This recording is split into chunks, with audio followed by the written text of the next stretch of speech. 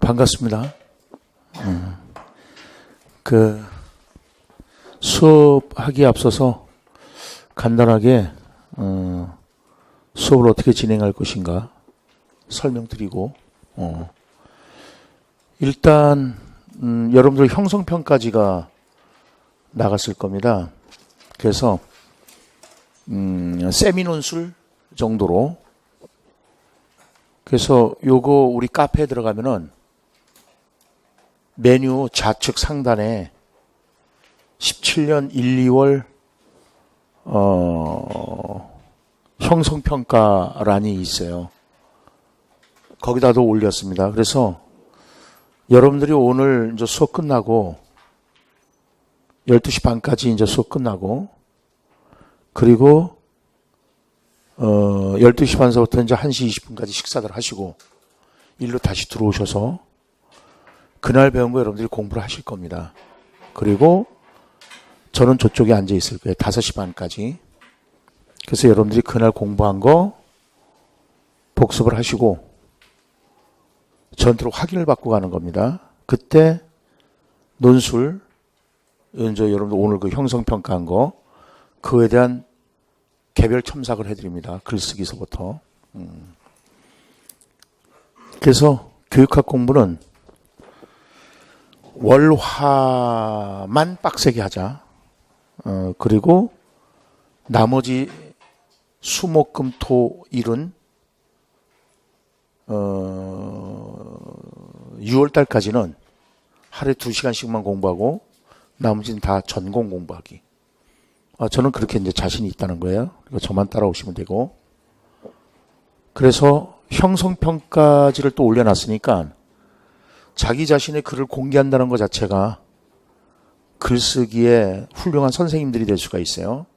그래서 여러분들이 또 거기다 다시 글을 써보고 그래서 올리는 겁니다. 오케이? 올려서 첨삭은 이 현장에서 해드리지만 여러분들이 이제 글을 올렸을 때 제가 이제 서로가 서로에 대해서 어저께 수업했는데 벌써 탁 질문이 올라왔다고요. 그러니까 내가 수업을 참 잘했구나. 예, 수업합시다. 오케이. 그래서 이제 그렇고요. 그래서 5시 반까지. 왜냐면 여기가 6시서부터는 이제 또 수업이기 때문에 우리가 4시간 정도 월화, 그러니까 총 8시간이죠. 8시간 정도는 그렇게 할 겁니다. 그래서 이게 11월 달까지 계속 그렇게 갈 겁니다. 그 다음에 일단 이번 달에 이제 추석이 껴 있습니다. 아니, 명절이 껴 있습니다. 그죠? 월요일. 수업 안 합니다. 안 하고 대신에, 다음 주서부터 3시간 반을 연장하는 게 아니라 매시간 30분, 그러니까 매일 30분씩만 수업을 연장하도록 하겠습니다. 오케이? 그래서 한 달 연장하면은 그게 딱 맞춰질 것이다. 하루 날 잡아서 수업을 한다는 것 자체가 여러분들한테 심리적 부담이 있고, 어차피 우리가 12시 반에 끝나는 걸 1시로 연장해서 그렇게 하도록 하겠습니다. 그 다음에 두 번째로 서론 쓰기는요, 지금 안 해드립니다. 지금은 여러분들이 주어와 수어 관계, 그러니까 어저께 우리가 첨삭할 때 느꼈던 건데, 제가 주어를 빼먹고 쓴다든가 문장을 너무 길게 쓴다든가, 그래서 자기가 써놓고 자기가 무슨 말인지 이해를 못해. 그래서 또 논제 파악이 안 되고, 논제 파악이, 즉 논점이 파악이 안 되면은 논지를 쓸 수가 없고, 논지를 못 쓰게 되면은 그러면은 논거를 타당한 논거를 낼 수가 없어요. 그러면 이제 논술 제로가 됩니다. 과락 나오는 겁니다. 그래서 어저께 보니까 논술 과락 나오신 분도 있더라고요. 그러면은 전공 아무리 잘 봤자 그래서 1, 2월 달은 단문 쓰기를 할 것이고 3, 4월 달은 중문을 쓸 겁니다. 그리고 5, 6월은 이제 장문을 쓰면서 이제 모의고사 형태로 이제 가기 위한 전략을 이제 짤 겁니다. 그 다음에 이제 두 번째로는 여러분들을, 일일이 이제 상담을 할 겁니다. 그래서 여러분들한테는 제가 과제를 내줄 거예요. 근데 과제는 교육학 과제를 내주는 게 아니라 전공 과제를 내드릴 겁니다. 교육학은 저를 믿으시라니까요. 전공 80%잖아요. 80점이잖아요. 전공 잡자. 오케이? 그렇다고 내가 전공을 잘하는, 아니야. 그냥 여러분들 전공을 옆에서 좀 짜주려고 그래요. 그래서 거기에 또 교육학과 관련된 것들이 굉장히 많습니다. 국어, 영어, 수학, 역사과를 제외한 요 4개 과는 교육학이 거의 안 들어가. 이제 영어과 조금 들어가고 수학과 조금 들어가지. 국어하고 역사는 아예 교육학이 안 들어가서 제일 교육학을 못하는 학과가 국어교육과하고 역교과입니다. 오케이? 기분 나쁘지 말고. 왜? 자기네들끼리 싸움이니까. 그건 절대 기분 나쁠 필요가 없어요. 그건 뒤집어 얘기하면요, 교육학을 좀만 하면은 합격 가능성이 월등히 높아진다는 거죠. 그래서 여러분들 전공을 상담을 하면서 일일이 체크를 할 거예요. 다만 내가 일본어 못해, 중국어 못해. 그래서 그분 선생님들은 내가 물어볼 수는 없어. 그렇지만 숙제는 확인해 볼 거예요. 근데 일본어는 어느 정도 할 수 있을 거예요. 제가 일본어 조금 공부했고 한문을 보기 때문에 오케이. 중국어 그거는 또 한문 공부해서도 그렇더라고. 조금 그렇고. 그래서 이제 두 번째는 좀 그렇게 할 거고요. 세 번째는 저는 요 앞에 고시원에서 고시원 얻어서 먹고 잡니다. 그래서 작년에 제가 약속을 했던 바예요. 고시원에서 먹고 잔다고. 그래서 저는 항상 여기에 6시 반이면 와 있어요. 연구실이. 그리고 여기 6시 반 정도면 이미 교실 문을 열어요. 제 연구실은 3층에 있습니다. 그러니까는 3층인데 이제 수학 선생님하고 같이 방을 쓰기 때문에 그 수학 선생님이 오시기 전까지, 그러니까 한 8시 반 전까지는 여러분들하고 충분히 상담을 할 수 있고 또 여쭤보고 여러분들이 여쭤보는 것에 대해서 충분히 답을 할 겁니다. 그러니까 저를 월화 이 이틀 기간 동안은 저를 괴롭히라는 겁니다. 저를 괴롭혀야 여러분들이 합격할 수가 있어요. 그러니까 철저히 저를 괴롭히십시오. 모르면 토시도 이해가 안 되면 와서 얘기하십시오. 아시겠죠? 그래서 그게 정신 불리면 제가 상황 봐서 제가 아예 일로 짐 싸가고 올라올 수가 있어요. 다음 주에 이제 노트북을 가지고 올라와서 이제 집에 가서 노트북 가지고 와서 이쪽에다 자리 잡고, 그러니까 저쪽 두 자리는 좀 빼놓으셔야 돼. 이렇게 앞으로. 왜냐면 제가 이제 수업 끝나고 그 자리에 위치해서 있을 거니까. 그렇게 하도록 하겠습니다. 우리 인강으로 수업 듣는 선생님들은 그게 지금 안 된다고요. 그죠? 그래서 인강으로 수업 듣는 선생님들은 이제 어떻게 할 거냐면요. 전화로 할 겁니다. 전화로. 그래서 제가 전화번호를 공개를 할 거니까는, 그래서 옛날에 그 모의고사도 전화로 다 해드렸어요. 전화로 다 첨삭을 해드렸어요. 그러니까는 전화로 이제 첨삭을 할 거니까는, 그 첨삭 시간은 정해 놓을 거예요. 그래서 인강으로 수업 듣는 선생님들이 굉장히 많은데, 확인해 보니까 인강으로 수업 듣는 선생님들은 미리 저한테로 문자를 보내고 그리고 저한테로 메일로 보내셔야 돼요. 그래서 항상 출력해 갖고 다녀라. 그럼 제가 전화하면은 언제든지 전화를 받고, 그래서 저도 그거 보고 그러면서 어디가 틀렸는가 그걸 또 설명할 수 있으니까는 인강으로 수업 듣는 선생님들은 그렇게 하고, 저하고 얼굴 한번 대면하고 싶다 그러면은 올라오셔도 돼요. 미리 저한테는 문자를 보내고 올라오시면은 월화를 제외한 시간에, 그러니까 수, 목, 금요일 날은 3, 4월 달서부터는 금요일 날은 제가 외대 철학과 교수입니다. 그래서 강의를 나가기 때문에 금요일 날은 안 됩니다. 그러니까 월화 아니 수목 토 오케이? 일요일 날은 또 뭐 하루 종일 또 일요일 반을 위해서 존재하니까 그래서 수목 토에는 오프라인으로 수업 듣는 선생님이나 온라인으로 수업 듣는 선생님이나 어떤 선생님이든지 저한테 미리 오셔서 저를 만나시면 됩니다. 그래서 제가 여러분들을 위해서 이 한 몸 바치도록 하겠습니다. 좀 이상하다, 그죠? 소름 돋죠, 그죠? 오케이. 그렇게 할 거고, 그래서 여러분들 이 형성편까지는 지속적으로 나갈 겁니다. 근데 이 형성편까지는 어떻게 만들어지는 거냐면요. 기출문제 있죠. 기출문제를 응용해서 형성편까지를 만든 거예요. 그래서 여러분들 실제 논술시험보다 논술시험 분량 하나의 문제의 분량만큼은 들어가 있습니다. 오케이? 그래서 요 네모 박스가 딱 주어졌어요. 요 박스에 있는 핵심 단어들을 이용해서 문장을 완성하는 겁니다. 근데 제가 일부러 조건을 붙여놨어요.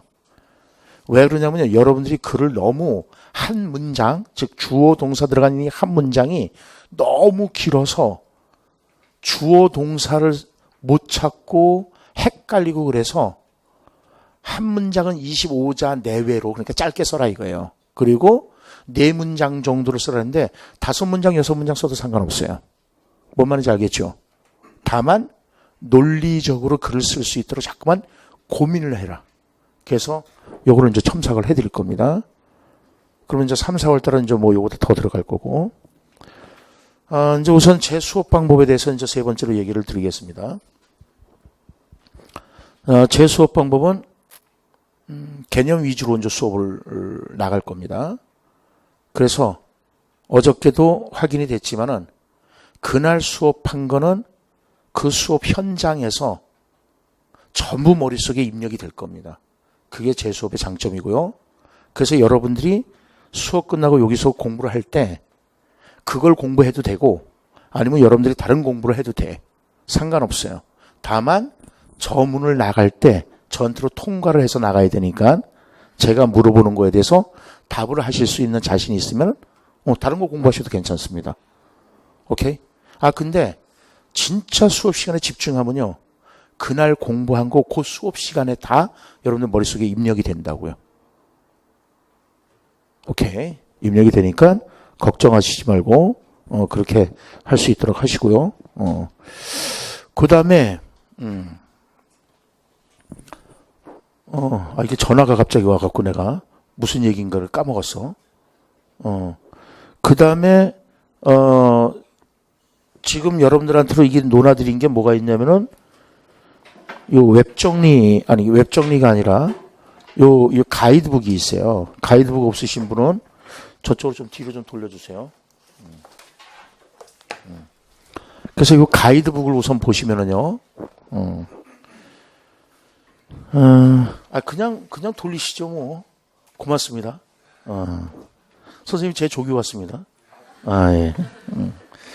그 가이드북을 보게 되면요. 그 5페이지에는 이 5페이지에는 이제 그 추가라고 되어 있는데 모의고사반 11월 달 모의고사반 하고 영교과에서 제 모의고사를 보고 싶다 해서 이게 넘긴 겁니다. 이게 2015 개정 교육과정을 가지고 모의고사를 본 겁니다. 그래서 이번에 시험 문제 이게 다 들어간 겁니다.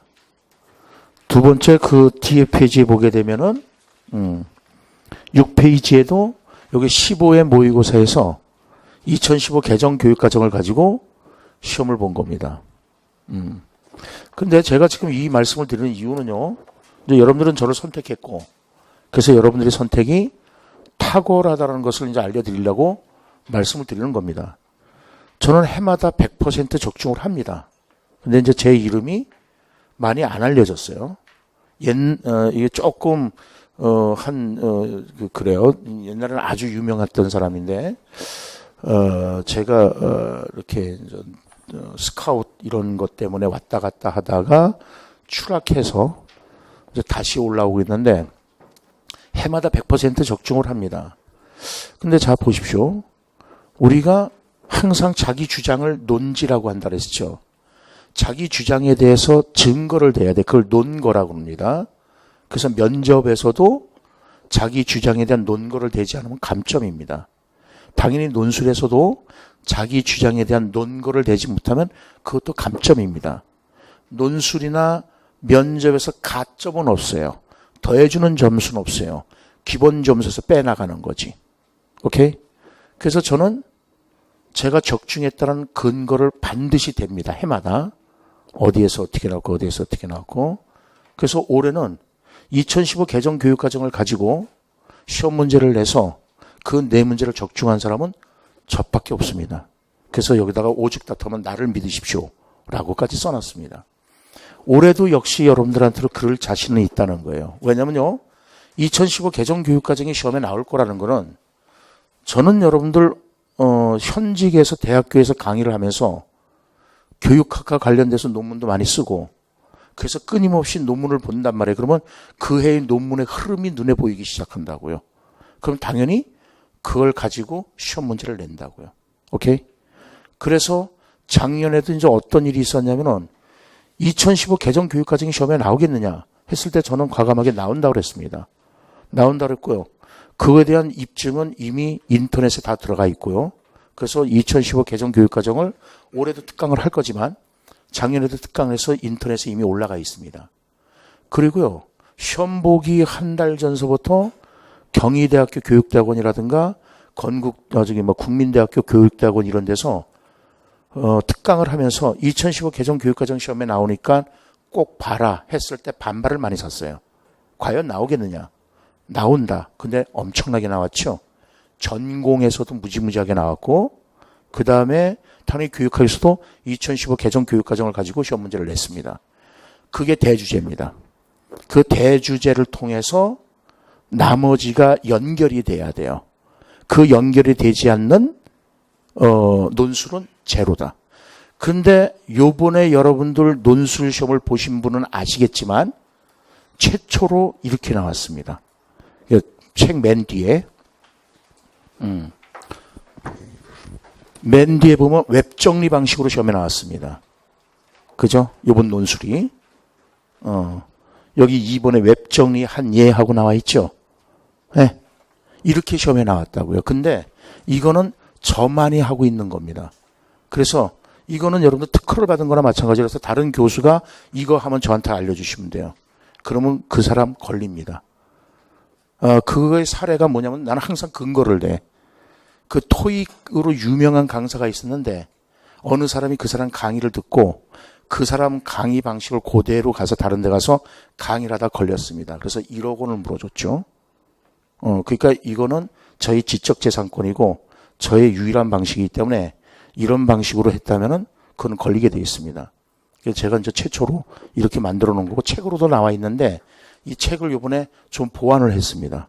보완을 해서 아마 한 2월 초 정도에 나올 겁니다. 그래서 이제 색깔 좀 있게끔 이렇게 나올 겁니다. 그래서 크게 이제 두 파트로 제 수업의 특징은 전체 흐름을 먼저 얘기를 해줘요.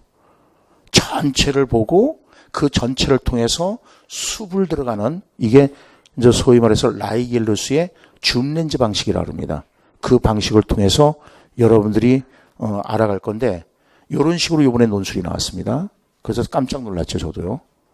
근데 향후 이렇게 나올 겁니다. 여기서 대주제는 전이가 대주제가 되는 거죠. 그래서 이번에 시험에도 2015 개정 교육과정을 융통합이잖아요. 창의적인 융통합. 그러니까 2015 개정 교육과정이 통합형이거든요. 그래서 창의적인 융합형 인재를 양성하는 거기 때문에 타일러의 통합성의 원리라든가 이런 거하고 자꾸 연결이 돼야 돼요. 대주제하고 연결이 안 되면은 감점이죠. 그래서 우리 수업도 이제 5, 6월 달에는 이렇게 웹정리로 나갈 겁니다. 웹정리로. 그 다음에 이제 두 번째로 또 10월 달인가 언제 우리 카페에도 올라왔는데, 연구하고 통계가 시험에 나오겠습니까? 라고 저한테 질문을 했습니다. 그래서 저는 나온다고 그랬습니다. 안 나올 리가 없어요. 왜냐면 심리학에, 교육 심리학에 연구와 통계가 다 들어가 있습니다. 그래서 근거를 그렇게 댔죠. 그리고 각 책을 또 근거로 댔습니다. 항상 얘기하지만 시험에 나온다, 자기 주장을 지지할 수 있는 근거, 논거를 반드시 대야 타당한 거야. 그것도 타당한 논거를 대야죠. 그러니까 항상 머릿속에 넣고 다니세요. 논점은 논제야. 논점 파악을 잘해서 그거에 대한 자기 주장, 논지라 그래요. 자기 주장에 대한 뭐를 대야 된다? 증거, 그걸 논거라고 그러는 거야. 그러니까 논점 파악을 잘못하면 논지가 잘못될 거고, 논지가 잘못되면 논거를 잘못될 거예요. 오케이? 그러니까 항상 그걸 머릿속에 넣고 다니셔야 돼요. 제가 누누이 얘기를 할 겁니다. 그래서 그걸 항상 생각하면서 글을 써야 돼요. 그래서 증거를 댔습니다. 증거를 댔고요. 그래서 이번에 또 체육과 같은 경우에서는요, 문항특성 곡선하고, 그 다음에 통계, 그 다음에 연구 방법이 시험에 나왔어요. 난리가 났었죠. 그건 안 나온다고 했거든요, 사람들이요. 근데 평가라든가 통계 연구는요, 통계 연구 평가를 한꺼번에 묶어서 시험에 나오는 거예요. 우리도 이번에 여러분들 제가 항상 얘기하는 게 그거거든요. 작년에 수업 들으신 분은 알 거예요. 뭐라 하냐면, 이원 분류표만 나오면 무조건 어디로 가라? 내용 타당도로 가라. 그래서 그거에 대한 예로서 타일러로 쫙 그려서 설명을 했습니다. 이번에 내용 타당도 나왔잖아요, 그냥요. 이원 분류표 나왔잖아요. 그러니까 시간 전략되는 거 그것만 있고도 그냥 내용 타당도를 써줬으면 되는 거라고요. 그래서 저를 믿으라는 게 그겁니다. 저는 끊임없이 트렌드를 읽는다는 거예요. 이번에 교육기획이 시험에 나왔는데 그거는 7, 8월 왕기 초반에서 했어요. 저는 영어를 좋아해서 영어로 풀어서 설명을 했습니다. 플랜과 반드시 제가 어떤 얘기를 하냐면요. 수업 시간에 교육학은 우리 학문이 아니다. 그래서 외국 서적을 번역하기 때문에 교수마다 번역이 틀리다. 그렇기 때문에 영어로 써준다는 얘기까지 했어요. 그래서 에듀케이셔널 플래닝으로 시험 문제 나왔습니다. 그럴 때 플랜과 플래닝은 다르다고요. 플래닝은 ing가 붙어 있다고요. ing는 뭐죠? 과정이잖아. 그죠? 그럼 플랜은 결과야. 그럼 플랜이라는 건 계획을 세우는 거니까, 그래서 플랜은 계획으로 번역하는 것이고 플래닝은 기획으로 번역한단 말이에요. 그러니까 ing가 붙었으니까 의사결정, 결과가 아니라 과정을 중요시하는 거죠. 진행 과정을 중요시하는 거란 말이에요. ing가 붙었으니까. 진행 과정. 그래서 진행 과정에서 지속적으로 개선을 할 수가 있는 거죠. 진행 과정이니까. 결과로 나오면 개선은 못 된다고요. 그래서 그거 써주면 되는 거였어요. 그래서 저는 항상 개념 위주로 강의를 하기 때문에 여러분들이 일단은 쉽게 이해할 수 있고 머릿속에 넣을 수 있을 것이다라고 생각을 합니다. 그래서 저를 믿어주시면은 여러분들한테로, 그러니까 저한테로 충분한 정도로 좋은 높은 기대를, 즉 피그말리온을 보내시면 돼요. 그럼 저는 여러분들한테도 역시 높은 피그말리온을 보낼 거예요. 그러면 좋은 결과, 기대가 나올 것이라고 생각을 합니다. 오케이. 그 다음에 저는 저를 소개를 하겠습니다. 저는 고향은 경기도 화성군 봉단면, 즉 수원입니다. 그 다음에 현 거주지는 경기도 의정부시 용현동에 살고 있습니다. 그래서 일주일에 이제 한 번씩 집에 갑니다. 빨래하러. 오케이. 그렇게 하고 키는 164고요. 혈액형은 O형이고요. 번데기를 제외한 나머지 음식은 잘 먹습니다. 번데기는 제가 이제 알러지가 좀 있어요. 알레르기가 있어서 번데기를 못 먹습니다. 그렇게 하고 저는 경기도 연천군이라는 그 아주 시골에 초, 중, 고 2학년 다니다가 중퇴하고 검정고시를 봤습니다. 그래서 대학은 학부는 외대, 대학원은 동대 석박사를 나왔습니다. 석사는 아리스토텔레스 전공이고요. 학사는 성리학 전공입니다. 박사는. 그 다음에 제 주된 일은 교육학 강의를 하는 거고요. 작년에 제가 한 4년 동안 건국대학교 교육대학원에서 교육론을 강의하다가 좀 마음에 안 맞아서 교육대학원 학생들 엄청나게 혼내놓고, 그리고 내가 당신들 때문에 다음 학기서부터 강의 안 하겠다. 그리고 가감하게 강의를 때려쳤고요. 그래서 이제 외대 철학과에서 철학을 강의를 하고 있습니다. 거기 요새 여러분들 면접이 강화된 거 아시죠? 면접이 엄청나게 이제 강화됐습니다. 그래서 1차 합격하시면은 2차 대비를 엄청나게 신경을 많이 쓰셔야 될 겁니다. 아마 올해서부터는 또 서울시도 토의가 들어갈 수도 있어요. 경기도가 토의를 하지만, 그래서 우리는 지금 다 토의로 하고 있는데, 우리 이제 철학과 수업은 다 토의니까, 토의를 하고 있고, 그래서, 그 면접이 강화된 이유는요, 교사들의 인성 문제입니다. 인성. 그래서 대구시 같은 경우에서는 인성 때문에 인문학을 공부를 하잖아요. 그 총 5개 과목이 됐단 말이에요. 그걸 강의를 할 수 있는 사람은 저밖에 없죠. 교육학 되지, 철학 되지, 그 다음에 한문 되지. 그럴 되지. 그죠? 그래서, 그 강의를 하고 있고요. 그래서 EBS에 가서 제 이름 치면은 인문학 강의 한 개, EBS에서 강의한 게, 특강 한 개 2편이 올라가 있을 거예요. 하나는 실존주의에 관한 거고, 하나는 공자의 인사상에 대해서 했을 겁니다. 그러니까 한 분들, 보실 분들은 보시고요. 자, 딱 30분 여기까지 됐습니다. 이제 한 1분 정도 남았는데요. 제 수업은, 분산학습을 합니다. 교육심리학에서 보시면 알겠지만요. 집중학습과 분산학습으로 나누는데, 시간으로 나눴을 때, 집중학습은 쉬지 않고 내리하는 거고요. 분산학습은 50분 수업하고 10분 쉬는 겁니다. 그래서 연구 결과 집중학습보다는 분산학습이 학습의 효과가 높다는 거죠. 그래서 저는 분산학습으로 갈 겁니다. 50분 강의하고 10분 쉬는 걸 하겠습니다. 오케이? 그래요. 그러면은 이제 수업을 하도록 하죠.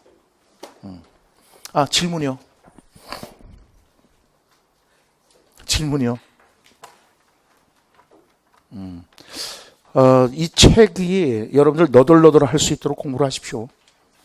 책을, 우리가 아들러라는 사람이 있어요. 아들러가 누구냐? 항존주의자인데요. 아들러의 작품에 How to Mark a Book이라는 게 있어요.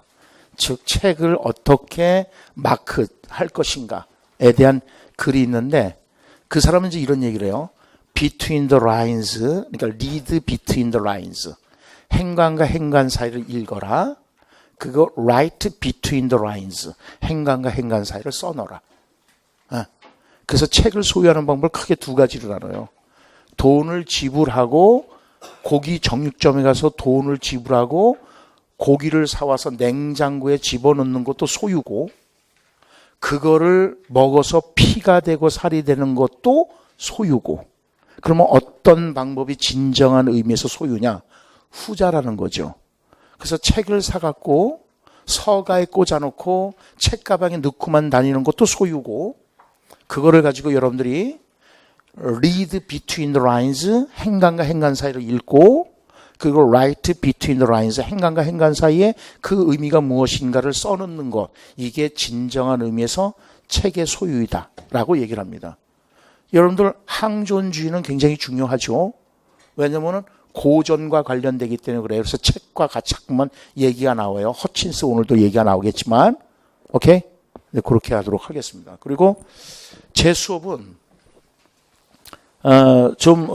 종전의 방식하고 좀 바꿨습니다. 왜냐하면 1, 2월 달에 처음으로 교육학 공부하는 선생님들이 많은데 저는 1, 2월 달서부터 막 심리학서부터 막 전부 갖다 끌어들였어요. 통계서부터. 그러니까 반은 나가서 환불을 하더라 이거죠. 그래서 그렇게 하면 안 된다. 그래서 1월 달은 개념 위주. 1, 2월 달. 3, 4월 달은 이제 거기다 더해서 1, 2월 내용 더해서 이제 들어가는 거고 5, 6월 달서부터 이제 그렇게 웹 정리로 요번에 이제 교육학 시험 문제 나온 것처럼 웹 정리로 이제 들어갑니다. 물론 전체 흐름은 먼저 해줍니다. 그 전체를 봐야 부분을 쉽게 이해할 수 있기 때문에 오케이?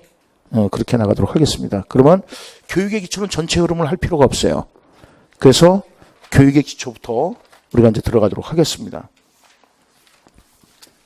자, 18페이지서부터 보도록 하겠습니다. 뭐 질문 없는 거로 간주하고 18페이지 이제 내재적 목적이라는 것이 있습니다.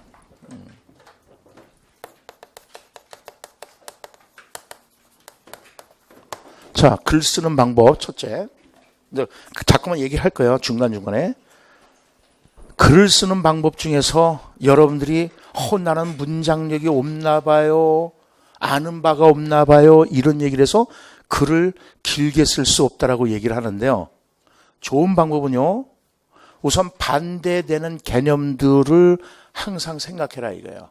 다시 말해서 내재라는 말이 있으니까 뭐가 있을까요?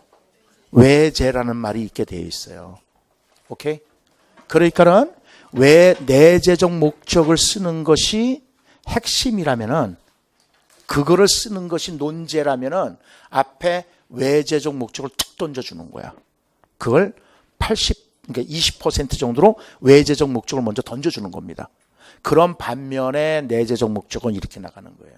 오케이? 나중에 여러분들 얘기 나오겠지만은 예를 들어서 에릭슨을 써야 된다. 그러면은 에릭슨에게 영향을 준 사람이 누구냐면은 프로이트거든요. 그러면 프로이트의 성격 발달 이론은 이러는 반면에 에릭슨은 이렇게 나가는 거거든요. 오케이? 이렇게 잘 쓰는 방법이 일단 반대되는 개념이 나오면은 이거에 대한 반대되는 개념은 없을까를 생각해라고 반드시 있게 돼 있어요. 교육학은요, 학문이야. 그렇기 때문에 함부로 단어 선택을 하질 않아. 신중하게 단어를 선택해서 쓰게 되어 있어요. 예를 들어서 봐봐요. 비고치키의 내적 언어란 말이 있거든요. 그럼 뭐가 있을까요? 외적 언어도 있게 돼 있는 거거든요. 이해가죠? 그러니까 글을 쓸 때는 이거에 반대 개념이 분명히 있을 건데를 생각해 보라는 거예요. 자, 그래서 우선 목적을 내재적 목적과 외재적 목적으로 이제 나눈다는 겁니다. 그런데 이제 여러분들 또 이제 이거와 관련돼서 여러분들 또 의문을 제기하기 시작합니다. 내재적 목적은 2014년도 자유교육과 관련해서 시험에 나온 거 아닙니까? 그러니까 시험에 안 나오지 않겠습니까? 라고 저에게 얘기를 한다고요. 그러면 저는 뭐라 그럴까요? 나온다라고 얘기합니다. 그러면 나온다? 그러면 이게 주장이죠. 그럼 근거를 대야죠. 나와. 그러니까 공부해. 그러면 그거는 독재지, 독재. 독재가 뭐예요? 충분한 논거를 못 대는 게 독재라고요. 나를 따르라 이거. 말이 안 되는 거거든요. 근데 그거에 대한 논거는요. 형성평가가 2014년도가 나왔죠. 그리고 2016학년도에도 형성평가가 또 나왔습니다. 오케이? 여러분들 그 사람들의 주장이라면 한 번 나온 건 안 나온다고 그래서 공부를 안 한단 말이에요.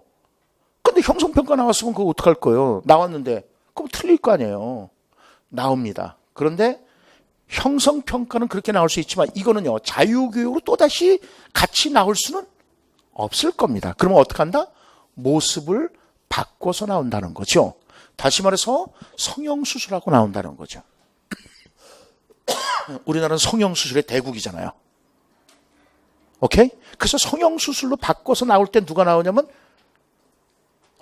피터스라는 사람으로 이제 바꿔서 나올 수 있다는 거죠. 피터스. 그럼 이제 지식의 형식. 오케이? 그러면 이제 선언적 정당화 이렇게 연결돼서 나올 겁니다. 그래서 우리가 이제 이번 시간에 내재적 목적을 하면서 이게 이제 피터스로 연결할 것이고, 그러면 이제 지식의 형식에 대한 이야기가 나올 것이고, 그래서 이게 자유교육으로 얘기가 될 것이고, 그래서 지식의 형식 하게 되면은 선언적 정당화. 요것이 시험 문제로 등장할 가능성이 높다는 거죠. 그래서 이제 저거를 여러분들이 열심히 공부하셔야 돼. 이따가 이제 나갈 때 저런 걸 공부해야 탈출할 수가 있는 겁니다. 오케이? 혹성 탈출을 하시려면 저거를 외우셔야 된다. 자, 그러면 보세요. 내재적이라니까는 안내자에다가 있을 제자거든. 그러니까 안에 있다는 거야. 교실 안에 있다는 것이 아니라 학생들 마음속에 안에 있다는 거야. 오케이? 그러니까 안에 있는 거니까 보여, 안 보여? 안 보여. 이거 추상적인 거야. 그래서 그 이제 대표적인 예가 뭐냐면은 자아, 실현, 인격, 완성, 잠재력, 개발이라는 거예요. 자, 뭐라고요? 시작. 자아실현, 인격 완성, 잠재력 개발. 큰 소리로 하세요. 제 수업에는요, 이건 뭐 창피해서 어떻게 아냐. 그러면은 내년에 더 창피해져. 떨어진다는 얘기 한마디로. 그러니까 지금, 그리고 계속 같이 하다 보면은, 공부하는데 뭐 창피한 게 어디 있어요. 저 검정고시 봤다 그랬잖아요. 예? 그래서 저 검정고시 봐갖고요, 고등학교 2학년 중퇴하고, 얼마나, 친구들 교복 입고 학교 갈 때 저는 그 옆에서 벽돌 찍었다니까요. 그러면서 공부하면서 모르는 거 있으면요, 선생님 지나가잖아요. 그러면 책 가져가서 물어봤어요. 뭐 창피한 게 어디 있어. 그래서 저는 참 질문이 많은 사람입니다. 학교 다닐 때. 그러니까 저를 괴롭히라고 얘기한 이유가 거기 있어요. 그러니까 큰 소리로 해야 한 번 나오지 듣지요. 또 자기 목소리를 자기가 듣잖아. 그래서 다시 머릿속으로 두 번이 효과가 있는 거예요. 그래서 영어에서도 뭐 crazy pop인가 뭔가 있잖아요. 미치듯이 소리를 꽥꽥 찔린다 그러잖아요. 하시라고요. 오케이? 자, 내재적 목적 있잖아요. 내재적 목적의 대표적인 예가 뭐라고요? 시작. 자아실현, 인격 완성, 잠재력 개발이야. 자, 그러면은 요 자아실현, 인격 완성, 잠재력 개발은 뭐를 통해서 할 것이냐 이게요. 뭐를 통해서 할 것이냐? 자유 교육을 통해서 해야 된다. 요게 98년도에 딱 한 번 시험에 나온 거고, 그 다음에 2012년도에 행정고시에 자유교육이 나오고, 이게 2014학년도 여러분들 논술로 나온 겁니다. 그러면 이 자유교육은 도대체 또 뭐냐? 그러니까 누누이 얘기죠. 왜 이 단어를 썼는가를 생각하라는 거야. 우리가 이런 걸 공부해야만 자유로워진다는 거야. 즉, 지식의 형식이라고 얘기를 하는데, 이제 좀 이따 얘기할 거예요. 이런 걸 공부해야 내가 자유로워진다는 거야. 다시 말해서, 우리 인간의 무지몽매, 억압, 이런 데서 해방시키는 것이 바로 자유교육이라는 거야. 해방되는 것 자체가 내가 자유로워지는 거잖아. 오케이? 자, 뭐로부터 자유로워진다고요? 무지몽매로부터 자유로워질 수 있는 거야. 억압으로부터 자유로워질 수 있는 거야. 뭐가 자유로워질 수 있을까요? 내재적인 거잖아. 정신세계가 자유로워질 수 있는 거란 말이야. 그런데 여러분들 이 자유교육하게 되면요, 7자유과라는 소리 들어보셨죠? 7자유과.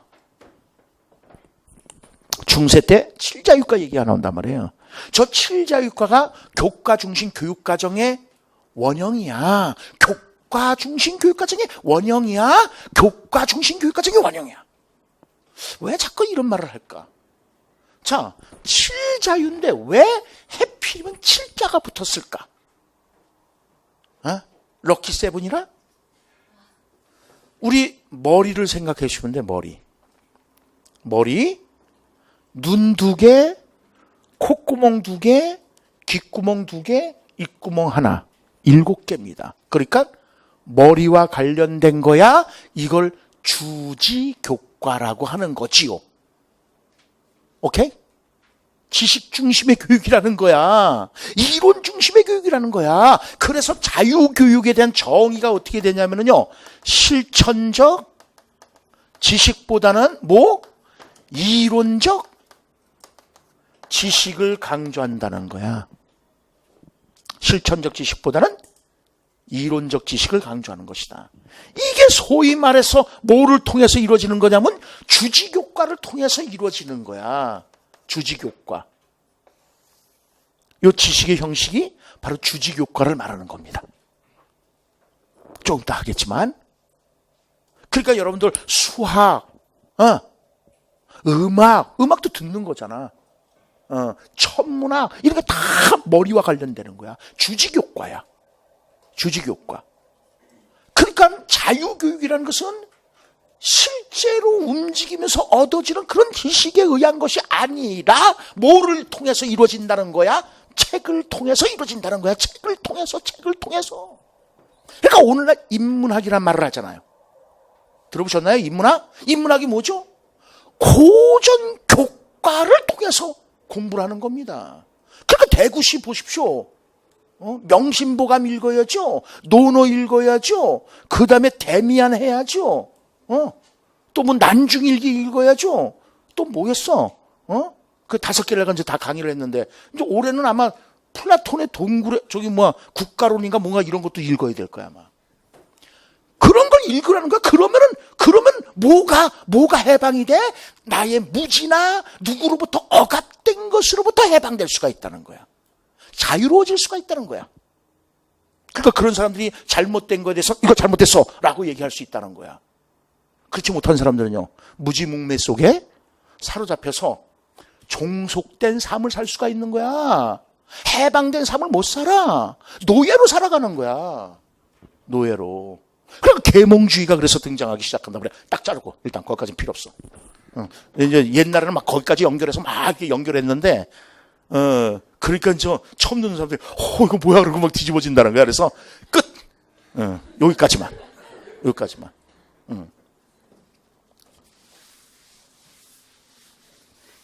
자, 여보세요.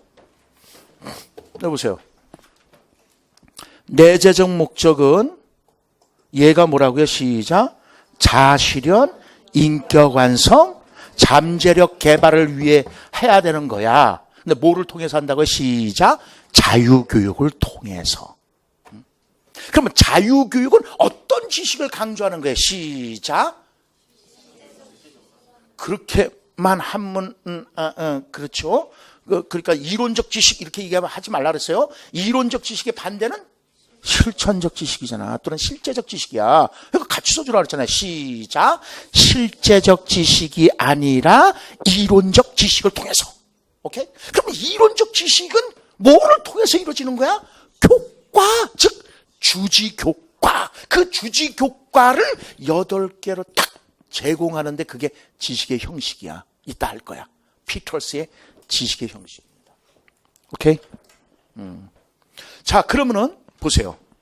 그 자유교육을 받게 되면, 즉 주지교과를 통해서 자유교육을 받게 되면은 나의 이성이, 나의 마음이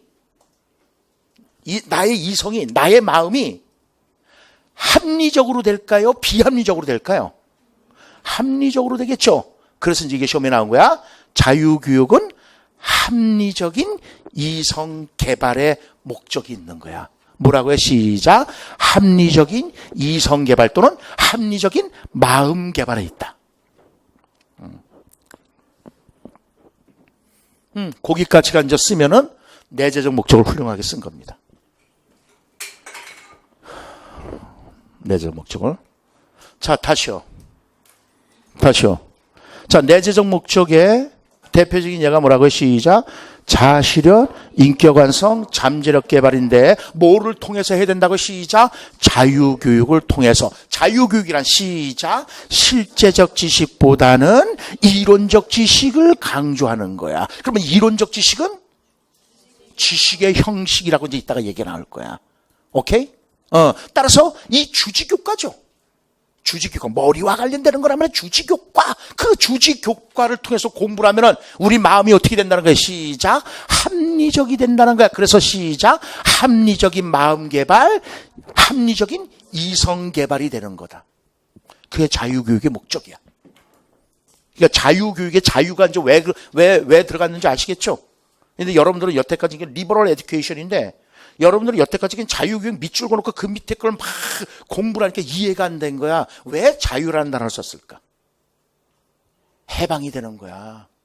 그러니까 많이 배운 여자가 남자한테로 종속 안 돼. 왜? 주지교과가 이제 자유교육으로 얘기하면은 많이 들어가 있잖아. 그 남자가 뭐 얘기하면 논박을 할 수가 있거든. 그건 이거 아니고 이거야. 그래서 내가 무슨 너의 뭐 종이야? 내가 너한테로 무슨 종속된 삶을 내가 왜 살아? 이렇게 나오는 거야. 그 너고 나고 같아. 이렇게 나오는 거야. 그러니까 종속된 삶으로부터 해방될 수 있는 것이 바로 자유다. 오케이? 그래서 자유교육이 그렇게 중요한 거니까 그러니까 학생들한테도 합리적인 이성을 개발하기 위해서 다시 말해서 인성교육과 관련되는 거거든. 합리적인 이성을 개발하기 위해서 애들한테 자꾸만 고전을 읽혀야 된다는 겁니다. 그래서 이제 항존주의로 이제 쓱 넘어갈 텐데 여기서 스톱. 거기까지 안 넘어가. 이제 나중에 할 거야. 다 할 거야. 5, 6월 달에 할 때도 또 이 얘기하면서 또 넘어갈 거라고요. 오케이. 자, 그러면 이번엔 외재적 목적으로 갑니다. 발음은 글씨 쓰는 건 틀리지만 외제차를 한번 생각해 봅시다.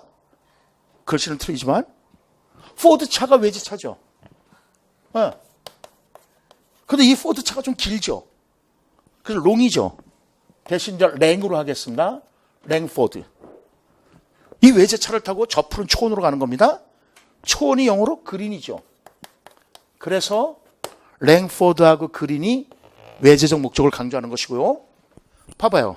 내재적 목적은 이 안에 있는 거죠. 머릿속 안에 있는 거잖아. 그래서 이 피부잖아. 머리 두자 두피라고 외우시면 돼. 뭐라고요? 두피. 그래서 듀이와 피터스입니다. 듀피. 외워두세요. 듀이와 피터스입니다. 듀이와 피터스. 제가 영어로 조금 해서 이 영어 가지고 이 유시를 많이 할 거예요. 그러니까 외우기 쉽게끔 해드린다는 거예요. 자, 그럼 이제 외제니까 바깥에 있다는 거야. 눈에 보이는 거야, 이제는.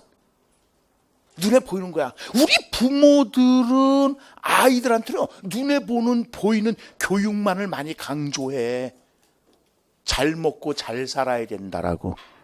다시 말해서 교육은 네가 출세하기 위한, 오케이? 교육은 내재적 목적에 대한 정의를 내린 거야. 교육은 목적 그 자체다라고 얘기를 해. 목적 그 자체다. 목적이란 말이 나왔어. 그럼 그 반대 뭐가 있죠? 뭐가 나와야 돼? 수단이 나와야 된다고. 그래서 교육은 수단이다라고 얘기를 하는 거야. 오케이? 수단을 다른 말로 이제 도구라고 해, 도구. 교육은 뭐뭐를 위한 수단이다, 뭐뭐를 위한 도구이다 이거야. 그러니까 다시 말해서 우리 아버지가 그런 말씀하셨거든요. 너는 아버지보다 많이 배웠기 때문에 아버지보단 잘 먹고 잘 살 거라고 얘기를 했거든요. 이거 외재적 목적이야. 지금 우리 교육이 무너지는 데는 바로 여기 있는 겁니다. 애들한테 공부 열심히 해 이놈아. 그래갖고 좋은 대학 가야지. 그러니까 성추행 문제가 생기는 것이 학교 선생이 갑이거든. 이게 왜? 학생들의 성적을 가지고 좌지우지하거든. 그래서 입시 위주의 병폐 때문에 사실상 나타나는 현상일 수도 있습니다, 이게. 이게 면접시험으로 올해는 이제 나올 가능성이 높은 건데. 그러니까 결국은 교육을 자신의 입신양명과 출세를 위한 수단이 된다는 거죠. 뭐라고요? 시작. 입신양명과 출세를 위한 수단, 도구로 본다는 거야. 저게 외제적 목적이야. 그러면 목적 그 자체라는 것이 도대체 뭐냐? 그 자체. 여러분들 이 그 자체라는 말. 난 김정경 그 자체야. 다르게 보지 마. 나를 그 자체로 봐줘. 뭐 이런 소리 많이 하잖아요. 도대체 알고는 하는 소리인가요? 그 자체라는 단어 하나만 가지고 박사학위 논문을 쓴다고. 이제 칸트의 딩안즈히 그래서 물 그 자체 뭐 이렇게 얘기를 하는데 영어로 그러니까 in itself야. 그 자체라는 뜻인데 목적 그 자체라는 것은 뭐냐면은 다른 어떤 수단이나 도구가 전혀 들어가지 않은 그거 자체. 그러니까 교육은 목적 그 자체라 했을 때 교육의 목적이 1차적인 목적이 뭘까요? 이거 1차적인 거고 이게 2차적인 거거든. 교육의 1차적인 목적이 뭘까요? 난 그 학습까지 안 나갔어. 우리 여기 공부한 데서 얘기해봐요. 교육의 1차적인 목적은 뭘까요? 자아실현, 인격 완성, 잠재력 개발이 1차야. 이게 2차고. 자, 또 지금부터 잘 들어요. 이 내재적 목적을 다른 말로 본질적 가치라고도 해. 여기는 수단적 가치라고 그래. 또는 도구적 가치다. 그래서 우리가 이제 어떤 얘기냐면 교육의 본질이라는 말이 나오는데 잘 들어요. 이 말을 이해해야 여러분들이 지적인 안목이 넓어진다니까. 여태까지 여러분들이 1, 2치 공부할 때 교육의 비본질성 막 이런 얘기가 나와. 그럼 이게 도대체 뭐지? 막 책을 읽을 때 교육의 본질에서 어긋난 막 이런 말이 나와. 그럼 도대체 그게 뭐냐 이거야. 그걸 모르고 읽는다고. 그러니까 이해가 안 되지. 응? 본질을 한문으로 본래 본자에다가 바탕질자입니다. 이게 교육의 본바탕이야. 교육의 본바탕이 뭘까요? 시작. 자아실현, 인격 완성, 잠재력 개발이야. 오케이? 자, 그러면요. 외제적 목적은요. 교육의 본질을 강조하는 걸까요? 교육의 비본질을 강조하는 걸까요? 교육의 비본질을 강조하는 거야. 조금 이따 하겠지만 127라는 사람이 학교 해체하자 그러거든. 그럼 왜 학교를 해체해야 되느냐? 학교가 교육의 본질에서 어긋났다라고 보는 거거든. 즉 뭐에서 어긋났다? 시작. 자아실현, 인격 완성, 잠재력 개발을 해야 되는데 그것이 어긋났다는 거야. 그래서 해체하자 이렇게 나오는 거거든. 그건 이따 또 할 거니까. 자, 그래서 교육의 본질이 뭔지 알겠죠? 뭐라고요? 시작.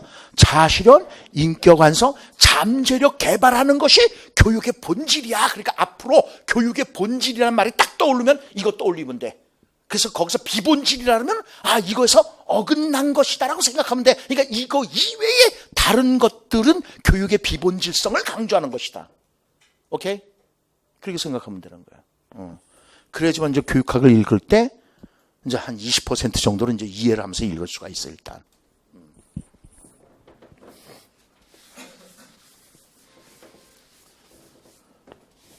자, 그래서 보겠습니다.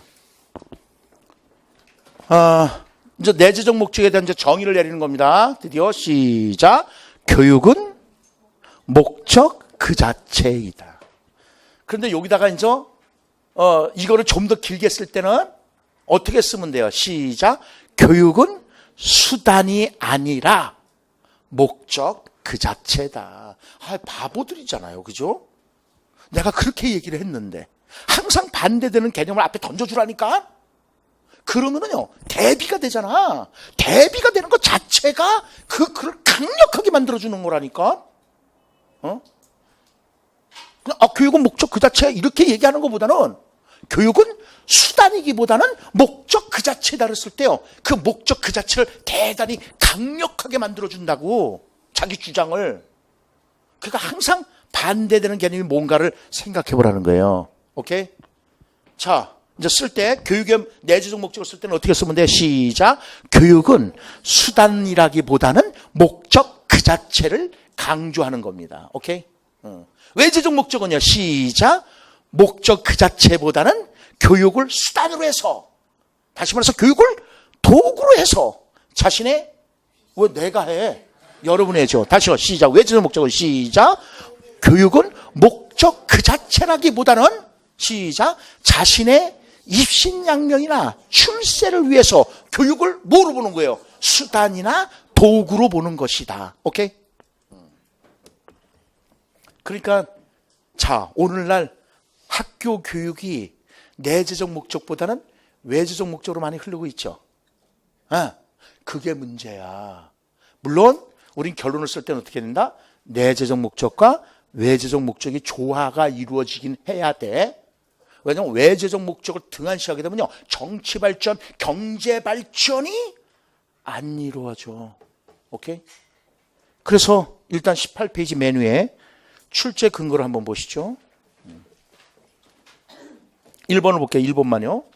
교육의 목적은 일반적으로 내재적 목적과 외재적 교육 목적으로 구분되는데, 전자는 즉 내재적 목적은 교육활동 안에서, 내재니까 교육활동 안에서 교육의 본래의 의미, 이 본래의 의미가 뭔지 알겠죠? 네? 본질이란 뜻이야. 그러니까 비본질적이다 또는 본래적이다 이렇게 얘기를 해.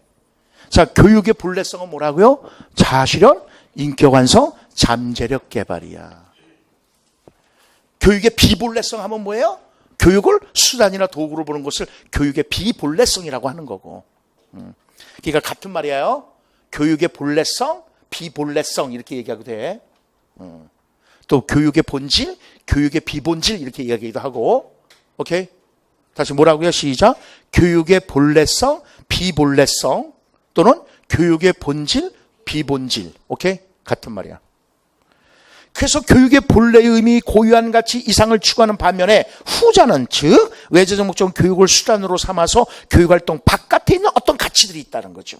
오늘날 우리나라 학교 교육의 상급학교 진학이나 좋은 직장과 사회적 출세를 위한 수단을 지나치게 강조하고 있다는 거죠.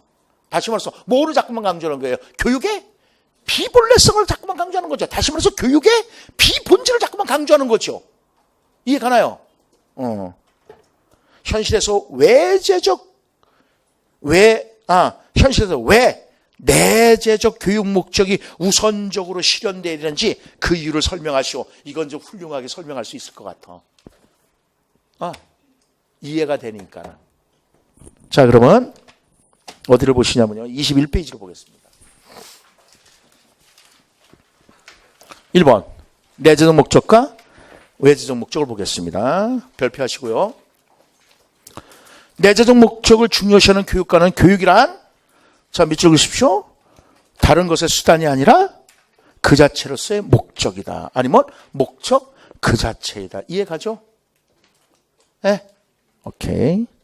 교육의 목적은 교육과정 그 자체이며 다른 것의 수단이기 이전에 그 자체로서의 목적이다. 이건 듀이라는 사람, 듀피잖아, 듀이와 피터스. 듀이가 이렇게 얘기를 하는 거예요. 그러니까 듀이는 내재적 목적을 강조하는 사람이야. 근데 이걸 또 오해하면은, 듀이가 왜 내재적 목적이에요? 외재적 목적 아닌가요? 듀이는 실용주의 아닌가요? 그래서 교육이라는 것은 자기 자신의 입신양면 출세를 위해서 공부하는 거 아닌가요? 이렇게 간다고. 실용주의 때문에. 아니야. 듀이는 교육 그 자체는 수단이 돼서는 안 된다라고 봐. 목적 그 자체에 된다라고 봐. 당연히 자신의 인격 완성을 강조하는 사람입니다. 오케이? 그러니까 실용주의로 끌고 가지 말라고. 일단 실용주의 끌고 가지 말고 여기에서 뒤는 내재적 목적을 강조한다는 것을 딱 끊어요. 일단 오케이. 그다음에 교육은 교육을 하는 그 자체로서 가치가 있다. 이건 이제 피터스야. 그러니까 봐봐요. 이거 피터스가 이런 말했고 듀이가 이런 말했고 이거 외울 수 없잖아. 논술이 좋은 게 뭔데? 자, 내재적 목적을 주장하는 듀이나 피터스는 교육이란 다른 것의 수단으로서 작용하는 것이 아니라 목적 그 자체를 강조한다 하면 되는 거야. 이해가죠? 논술이 짱이지. 객관식보다는. 객관식은요, 요 말을 피터스가 한 거기 때문에 듀이를 고르면 틀리는 거야. 근데 또 그렇게 내지도 않지. 오케이. 그 다음에 외재적 목적으로 가겠습니다. 교육이 바깥으로부터 주어진 외재니까 교육이 바깥으로부터 주어진 목적을 통제받게 될 때 그 목적을 외재적 목적이라는데 그 밑에 걸 이제 외웁시다. 교육은 그것 자체가 목적이 아니라 외재적이고 비본질적 가치를 가지며 목표를 완성하는 활동의 과정으로서 수단으로 보는 견해이다. 그러니까 교육의 비본질성을 강조하는 것이고 교육을 수단이나 도구로 보는 것이다. 이렇게 생각하시면 되는 거죠. 대표적인 학자는 랭포드와 그린이다. 자, 그러면 돼. 이번엔 이제 우리나라 성리학으로 가겠습니다. 간단하게 할 거야, 그냥. 잘 들어봐요. 성리학은 이따 우리 한국교육사에서 이제 할 거고. 자, 내재적 목적에 대한 교육의 정의는 뭐라고요? 시작. 교육은 그래요. 수단이 아니라 목적 그 자체이다. 자, 내재적 목적의 대표적인 예가 뭐라고요? 시작. 자아실현, 인격 완성, 잠재력 개발인데 뭐를 통해서 해야 된다고? 자유교육을 통해서. 그러면 자유교육이란 시작. 실제적 지식이 아니라 이론적 지식을 통해서 이루어지는 거야. 그래서 뭐가 개발이 되는 거야? 시작. 합리적인 마음 개발, 이성 개발이 될 수가 있는 것이다. 오케이? 근데 그 자유교육은 무슨 교과에 의해서 이루어지는 거예요? 주지교과라고 이따 피터스 할 때 나오는 거야. 피터스가 강조하는 지식의 형식입니다.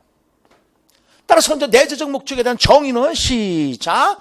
교육이란 수단이나 도구로서 작용하는 것이 아니라 목적 그 자체이다. 끝. 그래서 이거를 갖다가 무슨 목적? 1차적 목적, 2차적이야. 1차적이야 이게. 그러니까 다시 말해서 본질이라고. 본질.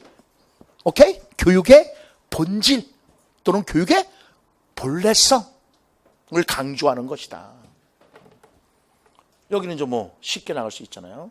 그러니까 이것만 너무 강조해서 우리 교육이 무너졌어. 인성이 무너졌어. 또 이것만 강조하면 정치 경제 발전이 안 이루어져. 정치 경제 사회 문화의 발달이 안 이루어져. 그러니까 조화를 이루긴 해야 됩니다. 자, 그런데 내재적 목적의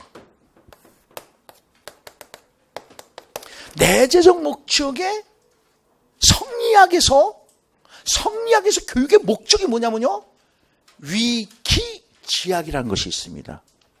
이것도 시험에 많이 나온 거야. 여러분들 교육 기획 있죠? 그거 객관식으로 딱 한 번 나온 거야. 여러분들 빼고도 커리큘럼 있었죠? 후진교육과정. 그것도 객관식에서 딱 한 번 나온 거야. 자유교육도 객관식에서 딱 한 번 나온 거야. 한 번 나온 것들이 어렵게 툭툭 튀어나오는 거야. 그렇다면 올해 교육재정? 이것도 딱 한 번 나왔거든. 행정 쪽에서는 재정? 이런 거. 학급 경영? 이런 거. 이제 짜증나게 만드는 거죠. 근데 저를 믿으시라고요. 저는 그 장학사들 있죠. 장학사 승진하기 위해서 교육학이 필요해요. 그것도 강의를 한다고요. 현직 교사들이죠. 그러니까 그 사람들이 출제위원으로 들어간다고요. 검토위원으로 들어가고. 그러기 때문에 그 사람 다 박사들이야. 장학사 보는 사람들 다 박사기 가진 사람들이야. 석사 거의 없어. 다 박사야. 상담 전공 박사, 박사 다 박사야 그냥. 자, 수업하겠습니다. 성리학에선 위키지약을 교육 목적으로 하는데